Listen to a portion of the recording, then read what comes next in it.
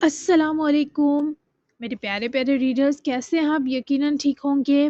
میں بھی ٹھیک ہوں اور لے کر آ چکی ہوں حلف جاں کی ایپیسوڈ 20۔ تو آج کی ایپیسوڈ بہت ہی زیادہ اسپیشل ہونے والی ہے، جیسا کہ میں آپ کو ریل سے بتا چکی ہوں۔ تو دیر کس بات کی، جلدی سے آپ کو لے کر چلتی ہوں ایپیسوڈ کی طرف۔ ایپیسوڈ ہے ہماری 20 ناول حلف جاں by Asma Mirza. Late start. اس لڑکی سے جان چھڑوانا مشکل نہیں، اسے بس یہ کہہ دوں اگر کہ میں کرمنل کانٹیکٹ کلر ہوں، یا پھر یہ کہ میں اس کے باپ کی تیسری بیوی کا ناکام عاشق ہوں، یا صرف اتنا کہ اس کھائی میں منائم کو دھکیل کر مارنے گیا تھا تو یہ میری دوبارہ شکل بھی نہ دیکھے۔ لیکن کیا گارنٹی ہے کہ یہ سب جان کر اس کو دماغی دھچکا نہ پہنچے؟ اپنے ہاتھ کے گرد منائم کے نرم ملائم ہاتھ کی پکڑ دیکھتے وہ اپنی سوچوں میں کافی حد تک بے رحم تھا۔ منائم اگر واقعی اس کے لیے مصیبت تھی تو اس کے پاس ایک نہیں 3 بڑی وجوہات موجود تھیں کہ وہ اس لڑکی کے خیال، اس سے جڑے رشتے اور اس کی فکر سے پیچھا چھڑوا لیتا۔ لیکن بعض اوقات ہم تو پیچھا چھڑوا لیتے ہیں، لیکن ہمارا مقدر وہیں اسی دائرے میں پھنس جاتا ہے۔ جس طرح اس وقت مہویر مساق کی قسمت کا دائرہ اپنی زد میں یہ آندھی سمیٹ چکا تھا، جو کبھی نہ کبھی اس دائرے سے نکل کر مہویر مساق کو بھی ساتھ اڑا لے جانے والی تھی۔ ابھی تمہارا برین ایم آر آئی کریں گے ڈاکٹرز، تمہیں بند یا گھٹی جگہوں پر کوئی پرابلم تو نہیں ہوتی؟ وہ اس کی توجہ خود سے بھٹکانا چاہتا تھا، ورنہ وہ یوں ہی اسے آنکھیں جھپکائے بنا دیکھتی ہی چلی جاتی۔ اگر آپ میرے پاس رہیں تو کچھ بھی مجھے گھبراہٹ نہیں دے گا۔ کیا یہ ایم آر آئی پینفل ہوگی مہویر؟ مجھے درد تو نہیں دیں گے یہ لوگ؟ وہ ذرا تکیے سے ٹیک ہٹائے بیٹھ کر مہویر سے پوچھنے لگی، کیونکہ اسے شاید ہاسپٹل سے عجیب سا ڈر محسوس ہو رہا تھا۔ نہیں، یہ پینفل نہیں ہوتی، بس مشین کے اندر بنا ہلے لیٹنا ہوگا 20 سے 45 منٹ۔ عجیب سی آواز آئے گی، لیکن میں ڈاکٹر سے کہتا ہوں تمہیں ایئر پلگز دے دیں گے تو ایسے پرسکون رہو گی۔ اگر ضرورت پڑی تو ایک انجیکشن دے سکتے ہیں، وہ اس کے سوا کچھ نہیں۔ اس کے بالکل پاس بیٹھی یہ سب سنے تھوڑی گھبرائی ہوئی تھی۔ انجیکشن کا سن کر اس کی گھبراہٹ تھوڑی بڑی تھی۔ وہ اس کے بالکل پاس بیٹھی یہ سب سننے تھوڑی گھبرائی ہوئی تھی۔ انجیکشن کا سن کر اس کی گھبراہٹ تھوڑی بڑی تھی۔ کوئی بات نہیں، یاداشت کی واپسی کے لیے میں ہر تکلیف اٹھاؤں گی۔ اسی وجہ سے میرے ہسبینڈ مجھ سے دور ہے نا۔ میں میموری واپس پانے کے ساتھ آپ کو بھی پالوں گی مہویر۔ وہ اتنے درد میں مبتلا ہوئے وہ بولی کہ مہویر کتنی دیر تک آنکھیں نہ جھپکا سکا۔ وہ سمجھ رہی تھی مہویر اس وجہ سے دور ہے، اور مہویر کے نزدیک اس لڑکی کی یاداشت تانا اس لڑکی سے نجات تھی۔ مقدر نے دونوں کے ساتھ کتنا برا کھیل کھیلا تھا۔ نہیں ہو دور، بس فکر مند ہو تمہارے لیے۔ مہویر کے لہجے میں یکدم نرمی آئی۔ وہ اس وقت اسے حسرت زدہ نہیں دیکھ پایا تھا۔ اس کی آنکھوں میں صاف صاف منائم کے لیے ترس تھا۔ مت ہو، مجھے جب تک سب آئے گا، مجھے جب تک سب یاد آئے گا، ایک بار پھر آپ سے محبت کر بیٹھوں گی۔ کتنے لکی ہیں نا آپ مہویر مساق، 2 بار ایک ہی عورت کی چاہت بنیں گے آپ۔ وہ نرم سا مسکراتی بولی کہ اس کے الفاظ ہر قسم کی تھکاوٹ اداسی سے پاک ہوتے محسوس ہوئے۔ تمہیں بتایا تھا تم مجھ سے محبت نہیں کرتی تھی یاداشت جانے سے پہلے منائم۔ میری کہی باتیں جھوٹ نہیں، اس بات کو سمجھو۔ اس کی آنکھوں میں ہلکورتے محبت کے ٹھاٹھے مارتے سمندر سے ہائف ہو جاتا بڑبڑا اٹھا، لیکن مجال ہو جو منائم کے سکون میں رتی برابر کمی آئی ہو۔ چلے پہلی محبت ہی سہی، مجھے یقین ہے آپ سے محبت کر کے کبھی نہیں پچھتاؤں گی۔ وہ اپنی انگلی کی پور مہویر کی کن پٹی سے جوڑتی ایک نادیدہ لکیر سے کھینچی جال لائن تک لائی، پھر اس شخص کے چہرے کی بے ترتیب بیئرڈ کی لائن کو جس طرح چھو کر سہلایا، اسی طرح منائم کی آنکھیں بھی شریر ہوئیں۔ مہویر نے اپنا ہاتھ اٹھا کر منائم کی ساری انگلیوں کو اپنے ہاتھ میں قید کرتے اس کے ہاتھ کو روکتے ان بھوری آنکھوں میں اپنی آنکھیں ڈالے ایسے چھونے سے منع کیا تھا، بڑی خاموشی سے، لیکن اس تنبیہ کا شور اتنا تھا کہ منائم کی شرم سے پلکیں جھکی۔ پچھتاؤ گی، سانس سانس پچھتاؤ گی تبھی کہا ہے دور رہو مجھ سے۔ جب جب مجھ پر پیار آئے خود کو بتانا کہ میں تمہارے حق میں اچھا نہیں، ایسے تم مجھ سے بیزار ہونے میں آسانی پاؤ گی۔ اور جس شفاقیت سے خود سے دور ہونے کے طریقے سکھا رہا تھا، وہ اتنا دلکش و دل فریب مسکرا کر اسے وارفتگی سے دیکھنے میں مصروف تھی جیسے ذرا پلکیں بھی جھپک دے گی تو کوئی ریاضت ہاتھ سے سلے سمیت کھو جائے گی۔ میں تمہیں کچھ کہہ رہا ہوں، سنائی دے رہا ہے؟ اس لڑکی کی ضرورت سے زیادہ توجہ بھام کر وہ یکدم ہی بگڑ اٹھا۔ اس کے تاثرات اپنی شکل بے ڈنگی کر گئے۔ وہ بس دوبارہ نظریں جھکا کر سر پیچھے لے جاتی تکیے سے ٹیک لگا گئی۔ اس نے مہویر کا ہاتھ دوبارہ سے اپنے دونوں ہاتھوں میں جکڑ لیا۔ آپ صرف دکھائی دے رہے ہیں، میرا لمحہ لمحہ اچھا ہو رہا ہے، سنائی بھی دیں آپ، یہ چاہیے ہی کسے مہویر۔ وہ مسکرا کر اپنی مہمور آنکھوں میں بس چاہت بھر چکی تھی، اور آہٹ پر مہویر نے گردن پھیری تو نرس کو واپس آتا دیکھے اس نے شکر کیا اور منائم کے ہاتھوں سے اپنا ہاتھ چھڑوا کر اٹھ کھڑا ہوا۔ منائم نے بے قرار نظروں سے اٹھ جاتے مہویر کو دیکھا۔ آپ کو MRI کے لیے چلنا ہے مس منائم، آپ تیار ہیں؟ نرس نے نرم سے لب و لہجے میں پاس آ کر رکتے منائم سے پوچھا، جس سبب وہ بس مہویر کو کمرے کے دروازے کی جانب جاتا اور پھر باہر نکلتا دیکھتی رہی۔ ہاں تیار ہوں، میرے ہسبینڈ بہت زیادہ سیڈ ہیں، میں کب تک ٹھیک ہو جاؤں گی نرس؟ نرس نے اس پر سے لحاف اٹھا کر ہٹایا تو منائم ٹانگیں نیچے لٹکا کر بیٹھتے بے قراری سے نرس کی طرف دیکھنے لگی۔ منائم اس وقت ہاسپٹل کے دیے نیلے ٹراؤزر شرٹ میں ملبوس تھی، بال کھلے تھے جسے نرس نے اس کے بیٹھے ہوئے ہی بہت آہستگی سے پکڑ کر نرم سے باندھے۔ آپ بہت جلدی ٹھیک ہو جائیں گی، پریشان نہ ہو، یہ فطری ہے کہ میموری لاس سے ہم اپنی زندگی سے جڑے سب لوگوں کو اداس کر دیتے ہیں، اپنی زندگی سے جڑی ہر یاد سے رخصت لے لیتے ہیں، اداسی تو ہوتی ہے نا پھر۔ نرس کی نرم جو تسلی پر منائم اس کے ہاتھ پکڑ کر اٹھانے پر سنبھل کر اٹھی، جبکہ مہویر نہ صرف یہاں سے گیا بلکہ فی الحال تازہ ہوا کے لیے ہاسپٹل کی عمارت تک سے نکل گیا۔ اپنے بالوں میں ہاتھوں کی انگلیاں پھنسائے وہ سیمنٹ سے بنے بینچ پر بیٹھا، چہرہ شدید مضطرب تھا، وہ بہت زیادہ بے چین تھا، اس کی نس نس تھکاوٹ کا شکار تھی، وہ ایسی مصیبت میں پھنس چکا تھا جس سے فرار ناممکن تھا۔ جبکہ عرشیہ وہاں سے سیدھی ملک ہولڈنگز پہنچی تھی، تب تک پریس کانفرنس مکمل ہو چکی تھی، اسے سیدھا عاصم المیر ملک کے آفس جانے کا کہا گیا تھا، تبھی وہ سیدھی وہیں پہنچی۔ انیس کے خیالات میں کھوئی وہ یہاں آنے تک جانے کتنی بار مسکرائی تھی۔ وہ یہاں سے جلدی فری ہو کر ماما کے پاس جا کر انہیں اپنے ساتھ ہوئے اس معاملے کی تفصیل دینے کو بے قرار تھی، لیکن عاصم المیر ملک کے مین آفس کے باہر پہنچے وہ کچھ آوازوں پر باہر ہی رکنے پر مجبور ہوئی تھی۔ آفس میں اس وقت نوراب، عاصم اور موصاب موجود تھے۔ وہ موصاب عوان کو کیسے بھول سکتی تھی، وہ ان کے ساتھ کام کرتی تھی، تبھی انہیں یہاں دیکھ کر ارشیا کو حیرت کا جھٹکا لگا، مگر اس نے اندر جانے کے بجائے باہر رک کر ہی معاملہ جاننے کو بہتر سمجھا۔ یہ یہاں کیوں آیا ہے؟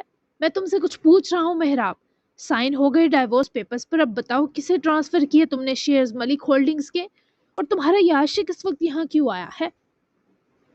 یعنی ابھی تک سسپینس برقرار تھا۔ مہراب نے فائنلی عاصم ملک سے طلاق کے کاغذات سائن کروا لیے تھے اور اب باری تھی عاصم المیر پر ایک اور بجلی کا جھٹکا ٹرانسفر کرنے کی۔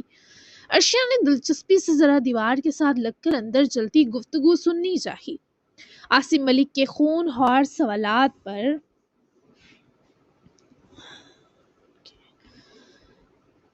مہراب اور موصاب نے مسکرا کر ایک دوسرے کی طرف دیکھا، پھر دونوں نے بیک وقت اذیت و غضب کی بھٹی میں سلگتے عاصم المیر کو دیکھا۔ میں تمہارا نیا پارٹنر ہوں، موصاب عوان، اب ملک ہولڈنگز کے 40% شیئرز کا مالک میں ہوں۔ یہ ہولڈنگز تم سے واپس لینے کا وقت آ گیا عاصم المیر ملک، تمہیں اسی سڑک پر واپس دھکیلوں گا جہاں سے حشمت خان ملک تمہیں اٹھا کر لائے تھے، اور تمہاری وجہ سے میری اور مہراب کی محبت اور ہر خوشی کو آگ لگی تھی، اسے کہتے ہیں مکافات عمل۔ موصاب کے الفاظ جیسے کوڑے کی مانند عاصم المیر ملک پر برسے تھے، ستم کے وہ دونوں ہی عاصم کی اس بے بسی پر مسکرا رہے تھے۔ ارشیا تک نے منہ پر ہاتھ رکھا تھا کہ افسوس میں اس کے منہ سے کوئی آواز نہ نکل آئے۔ کیا بکواس کر رہا ہے تو خبیث؟ محراب یہ کیا کہہ رہا ہے؟ عاصم المیر ملک کے اندر جیسے پکڑ دھکڑ ہونے لگی۔ اس کا پورا وجود انگاروں کی نادیدہ تپش سے جھلس کر رہ گیا جب محراب نے مصعب کے کہے کی تصدیق کی۔ ٹھیک کہہ رہا ہے، میرا اب کوئی لینا دینا نہیں۔ الحمدللہ تم سے نجات مل جائے گی کل۔ اب تم دو آپس میں دیکھ لو، ایک دوسرے کا سر پھاڑنا یا کلیجہ چبانا ہے۔ Good bye. وہ مزے سے دونوں منحوسوں سے اپنا دامن جھٹکتی ہوئی عاصم سمیت فی الحال کے لیے مصعب پر بھی 2 حرف بھیجتے آفس سے نکلی ہی جب ارشیا فوراً سے ذرا دوسری طرف چلی گئی، لیکن محراب نے اسے دیکھ لیا، تبھی رک کر ارشیا کی طرف دیکھنے لگی۔ کیا ہم بات کر سکتے ہیں ارشیا؟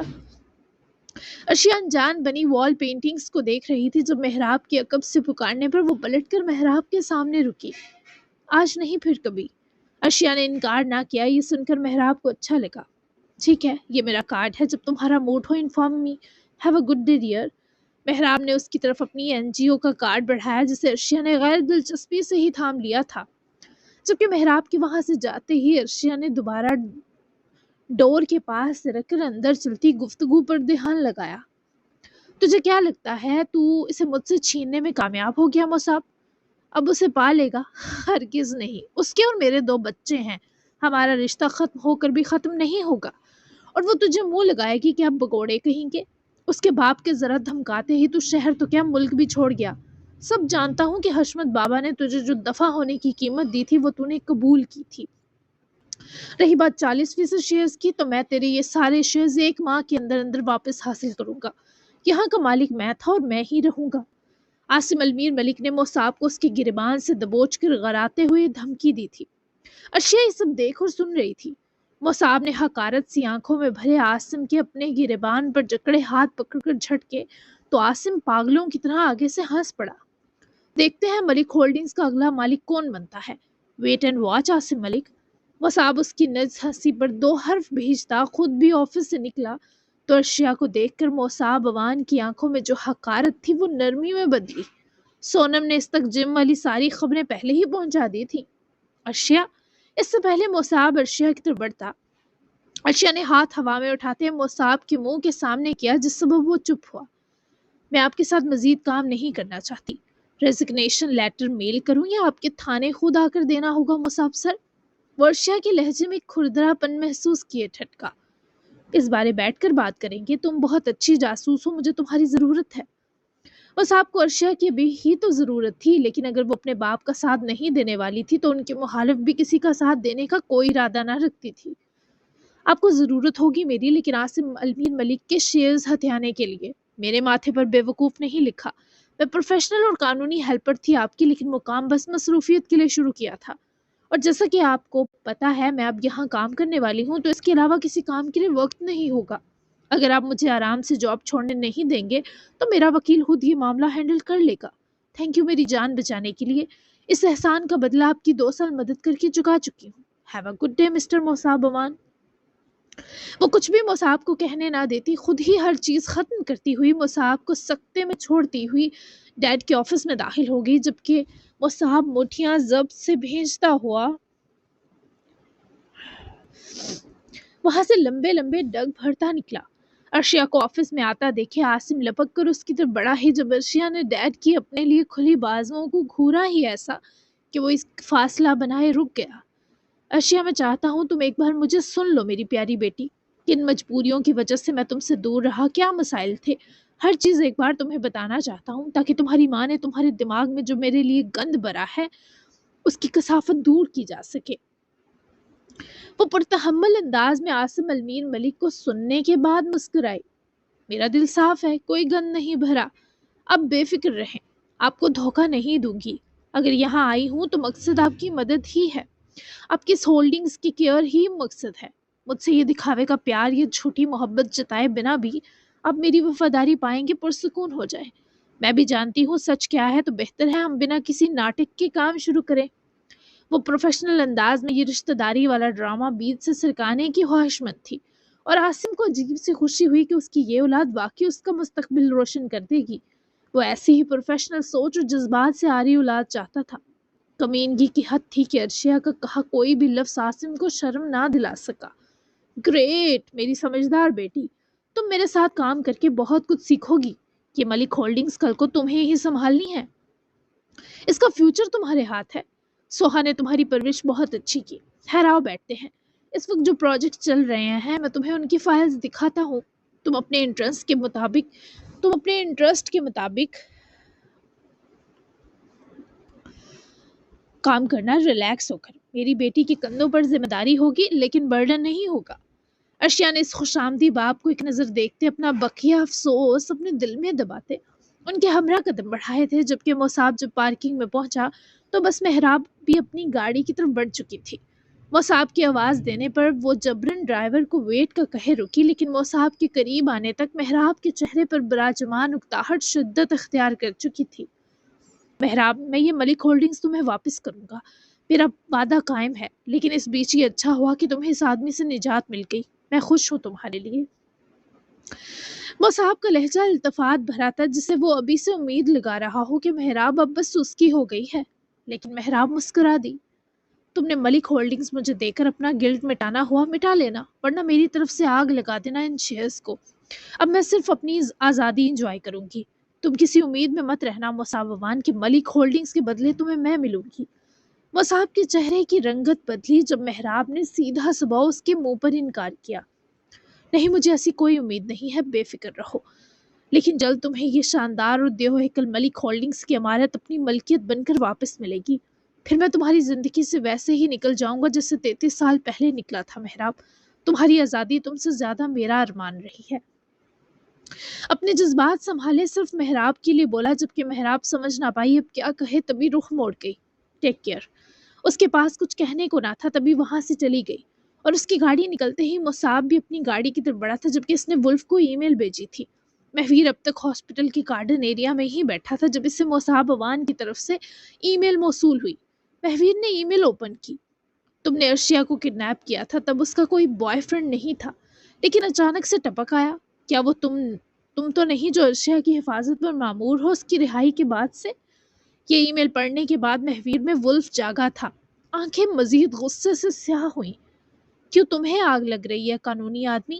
تمہیں کیوں آگ لگ رہی ہے قانونی آدمی؟ کہیں تمہاری ارشیا المیر پر نظر تو نہیں؟ ولف کی جانب سے ای میل کا جواب ملنے تک مصعب گاڑی پارکنگ سے نکال چکا تھا۔ None of your business wolf, تم نے اپنا کام کر دیا ہے، میں متاثر ہوا تم سے، لیکن اگر تم ارشیا کے پیچھے ہو تو خبردار کرتا ہوں تمہیں۔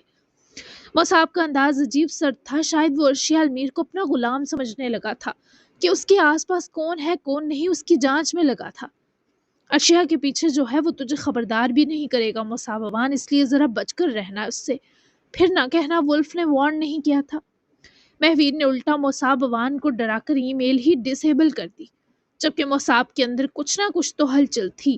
محویر یہ سب انیس کو مل کر ہی بتانا چاہتا تھا، لیکن ہیزر کو اپنی طرف آتا دیکھے وہ رک گیا۔ میں کچھ دیر تک آتا ہوں۔ محویر نے اس سے کچھ دیر کی اجازت چاہی، پر ہیزر کافی افسردہ تھا۔ پلیز ابھی مت جاؤ محویر، میرا دل پریشان ہے، تمہارے ہونے سے حوصلہ برقرار ہے میرا۔ ہیزر کی التجا پر محویر چاروں ناچار مان جاتا، سر ہلا گیا، کیونکہ ابھی وہ باقی ان بہن بھائی کو چھوڑ نہیں سکتا تھا۔ بھائیو، پک نہیں کیا آپ نے مجھے کلب سے یار؟ ادین کا 4 بجے تک کلب سے آف ہوا تو وہ علیم خان کے ساتھ 4:30 تک واپس الوی مینشن پہنچ گیا۔ آج ارسل کہیں نظر نہ آیا تھا۔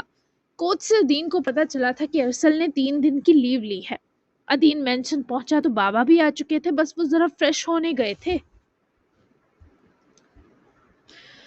تبھی ادین نے انیس کو کال ملائی، جو موصوف اس وقت ملک ہولڈنگز کی عمارت کے کچھ دور گاڑی روکے منتظر نگاہوں سے گیٹ کی جانب دیکھ رہے تھے۔ آج ایکسٹرا بزی ہوں جونیئر، ہو سکتا ہے کچھ دیر ہو جائے واپسی میں رات۔ انیس نے نرمی سے معذرت کی اور مزید رات تک کی جدائی کی خبر بھی دی، جس نے ادین کا موڈ اور آف کر دیا۔ آہا، اوکے، منہ بنا کے اوکے، میں مس کر رہا ہوں یار، میں نے آپ کی نیو گیم لی ہے پریمیم، اسے مل کر کھیلنا تھا بھائیو، کتنا ایکسائٹڈ تھا میں۔ وہ منہ لٹکا کر لاؤنج میں آتا کاؤچ پر لڑکا تو انیس بہت مختصر مسکرایا۔ ابھی پڑھائی کرو، تمہارے پیپرز ہیں، گیمز فارغ وقت کے لیے ہیں۔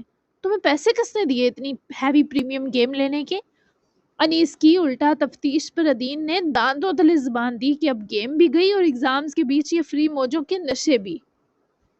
بھائیو، وہ پاکٹ منی جمع کی تھی، پلیز مجھے وہ لینی تھی، وہ بھی بنا آپ کی مدد کے۔ اب اگر نہ کھیلی تو ضائع چلے جائیں گے پیسے۔ میری خون پسینے سے بچائی پاکٹ منی رسک پر ہے بیو جان۔ ادین کے ایموشنل ڈرامے پر انیس کا غصہ خفیف سا کم ہوا۔ نکمے آدمی، ٹھیک ہے کوشش کروں گا جلدی آنے کی، اب بابا کو کمپنی دو، شام تک ملتے ہیں پھر۔ انیس کی ہدایت پر ادین خوشی خوشی مسکرایا اور کال بھی بند کی۔ انیس نے فون ڈیش بورڈ کی طرف رکھتے نظریں ملک ہولڈنگز کے گیٹ پر جمائیں۔ لگ بھگ 10 منٹ بعد ملک ہولڈنگز کا مین گیٹ کھلا اور ارشیا کی گاڑی باہر نکلی تھی۔ وہ یہاں سے فری ہو چکی تھی، تبھی اس کا ارادہ سیدھا سوہا سے ملنے کا تھا۔ ارشیا نے ڈرائیو کے بیچ ہی مما کو کال ملائی تھی۔ انیس نے اس کی گاڑی کا پیچھا کرنا شروع کیا، مگر کافی فاصلے پر رہ کر، تاکہ ارشیا کو شک نہ ہو۔ جی میری جان، سوہا نے کال پک کرتے ہی محبت سے پوچھا۔ وہ اس وقت ایونٹ کے آخری مراحل میں تھی۔ ماڈلز ریمپ واک میں بزی تھی اور اب سوہا کی ود ٹی وی ایکٹرز کے ساتھ ریمپ واک کے لیے انٹری تھی۔ ماما میں آپ سے ملنا چاہتی ہوں، کب تک فری ہوں گی؟ میں آ رہی ہوں سیوانی کے آفس۔ ارشیا کے لب و لہجے سے ٹپکتی بے قراری اس وقت سوہا نوٹس نہ کر سکی۔ میری جان ابھی مجھے وقت لگے گا، تم ایسا کرو گھر چلی جاؤ، میں 6 سے 7 تک فری ہونے کی کوشش کروں گی۔ سوہا کی مصروفیت وہ جانتی تھی، پر اسے مما کو ہٹلر کے بارے بتانا تھا، تبھی اس سے صبر مشکل تھا۔ جبکہ ارشیا کو تھوڑی سی مایوسی ہوئی۔ وہ تو سمجھ رہی تھی مما اس کا آج ویٹ کر رہی ہوں گی، خاص کر پریس کانفرنس اور عاصم ملک سے ملاقات کے بارے جاننے کو۔ پر سوہا کے لیے اس کا فیشن ایونٹ بہت اہم تھا۔ اوکے ٹھیک ہے مما۔ ارشیا نے مایوس ہو کر کال کاٹی، مگر دل اتنا بے چین تھا کہ وہ ہر صورت مما کو یہ سب فوراً بتانا چاہتی تھی۔ تب اس نے گاڑی ریورس نہ کی بلکہ سیوانی لے کر چلی گئی۔ انیس نے وہاں تک اس کا پیچھا کیا۔ سیوانی نہ صرف ایک کلاتھ برانڈ تھا بلکہ وہ ایک فیشن برانڈ کی حیثیت اور مقبولیت رکھتا تھا۔ انیس نے گاڑی پارکنگ میں روکی، مگر نظریں اس کی ارشیا پر ہی تھی، جو اسے گاڑی پارک کر کے گاڑی سے نکلتی اور بلڈنگ کے اندر جاتی دکھائی دی۔ اثر بار بار انیس کو کال کر رہا تھا، تبھی انیس نے اس کی کال مجبوراً پک کرنی پڑی۔ سر کون سی ہیلا میں چلے گئے آپ کی میٹنگ ہے 7 بجے، کب تک واپس آئیں گے؟ میٹنگ کے بارے انیس کو بالکل یاد نہ رہا تھا، اور آج تو لگ رہا تھا انیس غانم الوی پر کام اور آرام دونوں حرام تھے۔ وہ میٹنگ بھی تم دیکھو، میں کسی اہم کام میں بزی ہوں، فری ہو کر بتاتا ہوں۔ اثر اس سے پہلے کچھ کہتا انیس نے اس کے منہ پر کال کاٹی، جس پر اثر کو بھی تجسس سے پیٹ میں درد ہوا کہ یہ بندہ غائب ہے تو ہے کہاں۔ بہرحال صبر مشکل تھا، پر اثر کو کرنا پڑا تھا۔ ایونٹ مکمل ہوا تو سوہا اپنے آفس میں آئی، مگر آگے رئیس ملانی کو اپنے آفس میں زخمی جبڑے کے ساتھ نڈھال اور سخت برے حال میں دیکھ کر وہ سب بھول کر جیسے اس کی طرف لپکی۔ رئیس کو اپنی جیت نزدیک لگی۔ وہ رئیس سے محبت تو کرتی ہی تھی، تبھی اسے زخمی دیکھ کر وہ اس تک لپکی۔ جبکہ ارشیا بھی اسی طرف آ رہی تھی۔ اس بارے سوہا کو علم نہ تھا، کیونکہ وہ تو ارشیا کو منع کر ہی چکی تھی۔ یہ کیا ہوا تمہیں رئیس؟ سوہا کی آنکھوں میں پریشانی اور نمی دیکھے وہ اس کا چہرہ جسے ہاتھوں میں بے اختیار بھر گئی۔ وہ دیکھے رئیس کے دل میں خوشی کے نگارے بج اٹھے۔ ہونا کیا تھا؟ تم نے اور تمہاری سوچوں نے یہ حال کر دیا۔ ڈرائیونگ کرتے دماغ سن ہو گیا یہ سوچ کر کہ تم مجھے چھوڑ رہی ہو، اور گاڑی لگ گئی۔ تمہیں ایسے انسان کو چھوڑ کر ذرا بھی پچھتاوا نہ ہوگا سوہا۔ میں نے 2 سال کتنی محبت کتنا پیار دیا تمہیں، تم سب بھول گئی۔ تمہیں اس عمر میں اتنا جوان میری محبت اور قربت نے بنایا، اور تم نے مجھے خود سے دور کرتے یہ بھی نہ سوچا سوہا کہ میں مر گیا تو۔ سوہا اس کے جھانسے میں دوبارہ نہیں آنا چاہتی تھی، پر رئیس نے اس کی کمزوری کا فائدہ ہی غلط طریقے سے اٹھایا کہ خود سوہا جکڑی گئی۔ وہ خود کو رئیس کی باتوں میں آنے سے روک رہی تھی، پر رئیس اپنی ہر کوشش میں لگا، کسی طرح سوہا کو واپس پانے میں لگا تھا۔ رئیس تم نے میری بیٹی۔ سوہا کو جب ارشیا کی کہی باتیں یاد آئیں تو وہ اس سے پہلے رئیس کی بازوؤں کی گرفت چھٹکتی قراتی، رئیس نے موقع غنیمت جانتے سوہا کے چہرے پر جھک جاتے اس کا منہ ہی اپنی پرزور گرفت سے بند کیا، اور جب رئیس ملانی سوہا کی کمر میں دونوں بازو جکڑے سے زبردستی چپک گیا، تبھی ارشیا اپنے دھیان میں آفس میں داخل ہوئی، لیکن سامنے کا منظر دیکھ کر ارشیا فوراً سے اپنی نظریں شرم و بے بسی سے ان 2 پر سے ہٹائے باہر نکلی اور دروازہ بند کیے دوسرے ہاتھ سے اپنی آنکھ سے بہتا آنسو رک رہا تھا۔ رئیس ملانی نے سوہا کو اپنی قربت و استحقاق سے جس طرح یک طرفہ ہی پورا قابو کر رکھا تھا، دیکھنے والے کو یہی لگتا کہ سوہا بھی اس نزدیکی میں ملوث ہے جسے ارشیا کو لگا۔ اسے مما کے دوبارہ رئیس کے بہکاوے میں آنے پر بہت تکلیف ہوئی۔ اب کبھی میری مما واپس نہیں بن سکتی۔ افسوس مجھ پر کہ میں نے آپ سے ایک ناممکن شے مانگی۔ مجھے اس بات کا یقین اب کر لینا چاہیے کہ میرا نہ باپ ہے نہ ماں۔ انجوائے کریں آپ اپنی زندگی۔ وہ وہاں سے روتی ہوئی واپس چلی گئی، جبکہ رئیس کی گستاخی پر سوہا نے پوری قوت سے خود سے دور کرتے پرے دھکیلا تھا۔ وہ سمجھ رہا تھا یوں اپنے بوسوں سے وہ سوہا کو اپنے حق میں کرے گا، پر شاید یہ اس خبیث کی بھول تھی۔ دوبارہ مجھے چھونے کی کوشش کی تو میں تمہارا منہ توڑ دوں گی، گندے آدمی۔ اور یہ جو بھی تمہارے ساتھ ہوا بہت اچھا ہوا۔ نکل جاؤ میرے آفس سے۔ میری بیٹی میرا سب کچھ ہے رئیس ملانی، اب میں کسی کے بہکاوے میں نہیں آؤں گی۔ اس کی تربیت میں نے کی ہے، اسے جھوٹ سکھایا ہی نہیں ہے تو بھلا وہ کیوں بولے گی؟ نکل جاؤ ابھی کے ابھی۔ رئیس کی دال یہاں بھی نہ گلی، الٹا وہ سوہا سے مزید بے عزت بھی ہوا۔ فی الحال تو وہ چلا گیا، پر یہ سب ایسے جانے دیتا ایسا لگ نہ رہا تھا۔ انیس اپنی گاڑی میں منتظر بیٹھا تھا جب اسے عرشیہ روتی ہوئی باہر نکلتی دکھائی دی۔ انیس کے دل نے جسے دھڑکنا ہی چھوڑ دیا۔ کیوں؟ وہ کیوں رو رہی تھی؟ اس سے کیا درد پہنچا؟ کس نے عرشیہ المیر کی آنکھوں میں آنسو بھرے؟ وہ روتی ہوئی ہچکیاں بھرتی اپنی گاڑی میں بیٹھی اور کچھ ہی دیر میں اس کی گاڑی پارکنگ سے نکل گئی۔ انیس نے اب کی بار پیچھا زیادہ فکر کے ساتھ کیا۔ انیس کو اس کے آنسو اور ہچکیوں نے بہت بری طرح افیکٹ کیا تھا۔ اگلے 20 منٹ تک وہ واپس اپنے جم پہنچ چکی تھی۔ انیس کو لگا شاید اب اس کا رات بھر کا ٹھکانہ یہی ہے، تبھی اس نے عرشیہ کے جم میں انٹر ہوتے ہی خود بھی گاڑی موڑ لی اور عجیب دل اداس ہوا تو مینشن یا اسٹوڈیو کے بجائے اس نے فارم ہاؤس کی طرف گاڑی موڑ لی۔ اس کا ابھی کسی کو دیکھنے یا سننے کا موڈ نہ تھا، اور اکثر انیس کو اس کی مطلوبہ تنہائی وہیں ملتی تھی۔ عرشیہ سیدھی اپنے آفس پہنچی اور بیگ زمین پر دے مارتے غصے اور تکلیف سے بھاری بھاری سانس کھینچنے لگی۔ اسے لگا تھا اسے مما مل گئی، پر جو کچھ وہ دیکھ کر آئی تھی وہ سوہا سے بری طرح بدگمان ہو چکی تھی۔ میری قسمت ہی خراب ہے، کوئی میرے پاس ٹھہرنے کو تیار نہیں۔ کیوں مما؟ کیوں اس گھٹیا آدمی کو آپ نے کیسے اجازت دی کہ آپ کو چھو سکے؟ میں آپ کو پھر سے کھونے کا کرب کیسے جھیلوں گی؟ پھر سے آپ کی لاپرواہی نہیں سہ سکتی۔ مر جاؤں گی اب کی بار نہیں۔ اس گھٹیا انسان سے میری ماں کی حفاظت کرے اللہ۔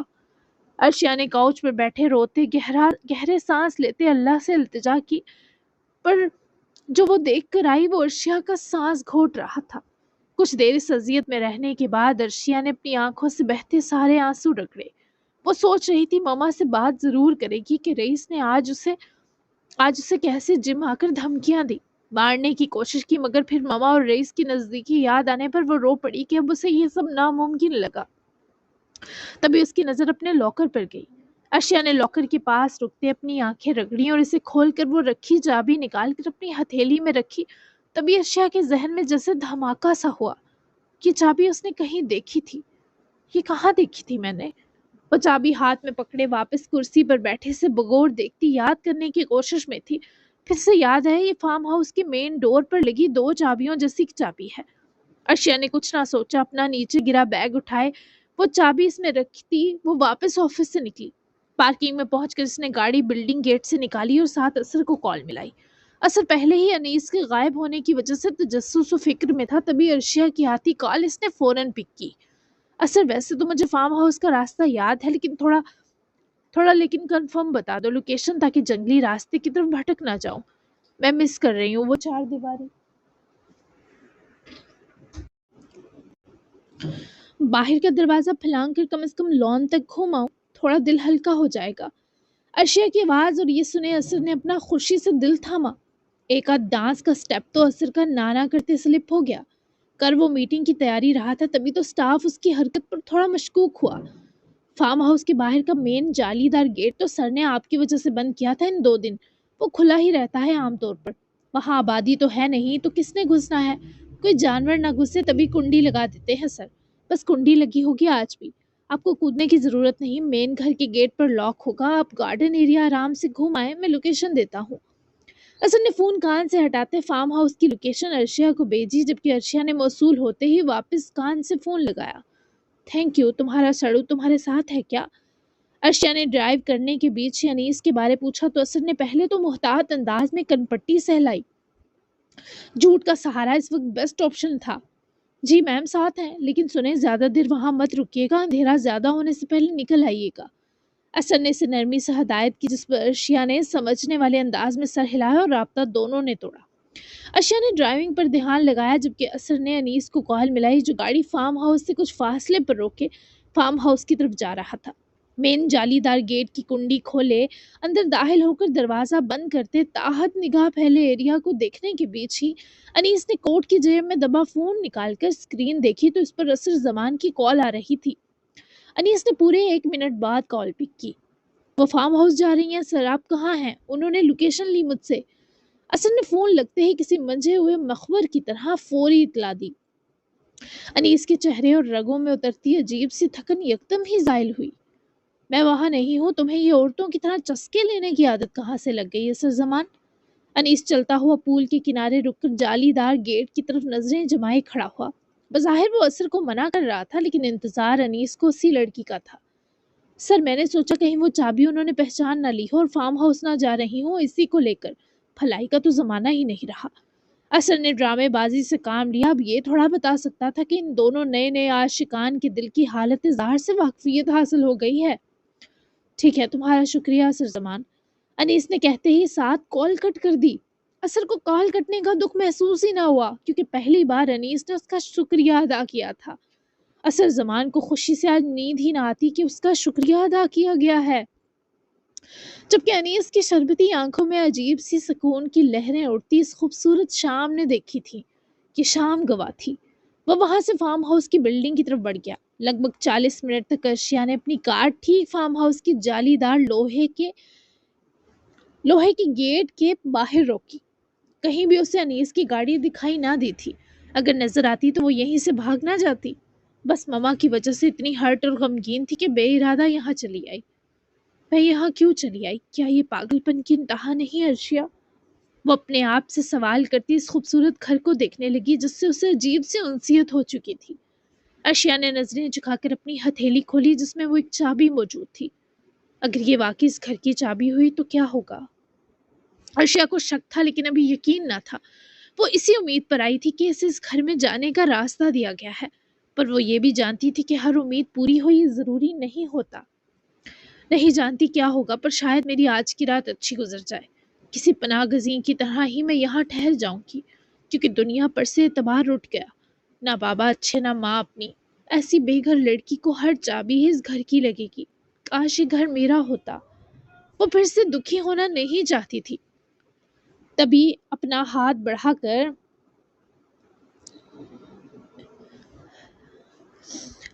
اس نے ہاتھ بڑھا کر جالی دار گیٹ کی کنڈی کھولی اور اسے کھول کر اندر داخل ہوئی۔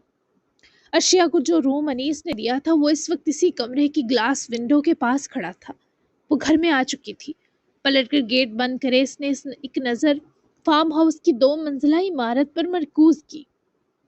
کتنا سکون ہے یہاں۔ وہ آہستہ آہستہ قدم اٹھاتی گارڈن ایریا عبور کرتی سوئمنگ پول تک پہنچی تو شام کے اس وقت بھی اس کا پانی نیلے رنگ کا دکھائی دے رہا تھا۔ اکا دکا خشک پتے سوئمنگ پول کے پانی کی تہہ پر گر کر تیر رہے تھے۔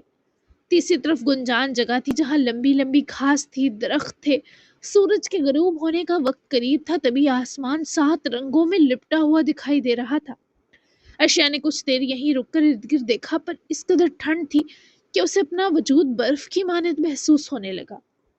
یہاں کھلے آسمان تلے یوں ٹھہرنا مشکل تھا۔ تبھی وہ اپنی امید کا دامن تھامے فارم ہاؤس کی بلڈنگ کے ڈور تک پہنچی۔ اس کا چابی والا ہاتھ کپ کپا رہا تھا کہ اگر یہ چابی نہ لگی تو اسے یہاں سے لوٹنا ہوگا۔ اور وہ اس وقت کہیں کسی دنیا کے سامنے جانے کی حالت میں ہی نہ تھی۔ اگر یہ چابی اس دروازے کی ہوئی تو؟ ارشیا خود ڈر رہی تھی کہ اس دروازہ کھلنے پر کہیں اس کا دل انیس غانم کے لیے گھر نہ بن جائے۔ ویسے بھی آج وہ انیس غانم الوی کی قرض دار تو بن ہی چکی تھی۔ ارشیا پینک ہونے کی ضرورت نہیں، کچھ مت سوچو۔ ارشیا نے خود کو ہمت دلائی، جبکہ ارشیا نے اپنے جسم میں جتنی قوت بچی تھی ساری خرچ کرتے ہوئے وہ چابی اس ڈور کی لاک میں داخل کرتے پھنسائی، اور ارشیا کا ہاتھ یکدم کانپنا بند ہو گیا کیونکہ وہ چابی اس دروازے کے کی ہول میں بالکل اچھے سے فٹ آ گئی تھی۔ تو یہ چابی اس دروازے کی تھی، لیکن میں نے تو نہیں چرائی تھی، پھر میرے پاس سے کیسے نکلی؟ وہ میرے خدا، میں پاگل ہو جاؤں گی۔ ارشیا نے آہستہ آہستہ بڑبڑاتے ہوئے وہ چابی کی ہول سمیت گھمائی تو وہ بآسانی گھومی بھی اور پھر ایک کلک کی آواز پر دروازہ ان لاک ہوا۔ ارشیا ڈر کر 2 قدم پیچھے ہٹی دونوں ہاتھ اپنے منہ پر رکھے کیونکہ اس حیرت کے سبب اس کے منہ سے چیخ نکلتے نکلتے رہ گئی۔ میں نے کیا نیند میں چوری کی ہوگی یہ چابی؟ دروازے کی درز کھلی دیکھے ارشیا کی سانس بے ترتیب ہوئی۔ اس نے ایک نظر پیچھے پلٹ کر باہر کی جانب دوڑائی اور گھبرا کر دروازے کا ڈور ہینڈل پکڑ کر جلدی سے اندر داخل ہوئی۔ دروازہ بند کیے وہ بے دہانی میں آگے بڑھنے ہی لگی جب بری طرح سامنے کھڑے انیس سے ٹکرائی۔ توازن برقرار نہ رکھتے وہ اس ٹکراؤ پر گر جاتی مگر انیس کے دونوں ہاتھ ارشیا کی کمر پر جا جمتے اسے مضبوطی سے ہولڈ کرے گرنے سے بچا چکے تھے۔ ارشیا نے اس کی شرٹ کو سینے سے مٹھیوں میں لیا مگر جب آنکھیں کھولے ارشیا نے انیس کو دیکھا تو اس کی مٹھیاں خوف سے بھنج گئی۔ ساتھ ارشیا کی آنکھیں بھی صدمے اور حیرت سے پھیل کر رہ گئیں۔ "Will you marry me?" وہ 3 لفظ جیسے کمرے کی فضا میں معلق ہو کر رہ گئے۔ ارشیا کی سانس سینے میں اٹک کر رہ گئی۔ دل اتنی زور سے دھڑکا کہ جیسے پسلیاں اور ریڑھ کی ہڈیاں توڑ ڈالے گا، ریڑھ کی ہڈی توڑ ڈالے گا۔ جی جناب، تو بہت ہی زیادہ سسپینسفل موڈ پر کہانی کا آج اختتام ہو گیا ہے۔ تو کل ملتے ہیں نکاح اسپیشل ایپیسوڈ کے ساتھ۔ یقیناً اب تو نکاح میں کوئی وہ شک و شبہ نہیں رہ گیا کیونکہ مسٹر اکڑو نے سیدھا سیدھا پرپوز کر ڈالا ہے۔ تو ملتے ہیں کل کے ایپیسوڈ میں، تب تک کے لیے اللہ حافظ۔ دعا میں یاد رکھیے گا، اپنا پیارا سا تبصرہ دینا بالکل مت بھولیے گا۔ بائے۔